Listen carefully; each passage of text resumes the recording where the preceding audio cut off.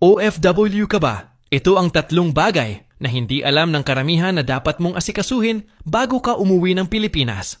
Una, balik manggagawa OEC, Overseas Employment Certificate.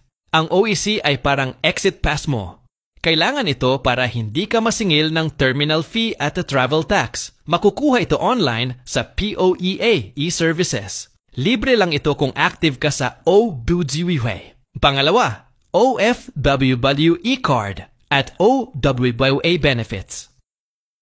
Kung active ang OWWA membership mo, pwede kang mag-avail ng mga benefits gaya ng libreng medical assistance.education scholarship para sa anak mo, livelihood programs kung gusto mong magsimula ng negosyo sa Pilipinas.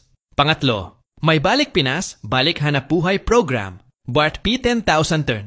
Hanggang PIR 20,000 puhunan ang binibigay sa mga OFW na nawalan ng trabaho. Kailangan lang mag-register sa DOLE OWA at mag-submit ng simpleng business proposal.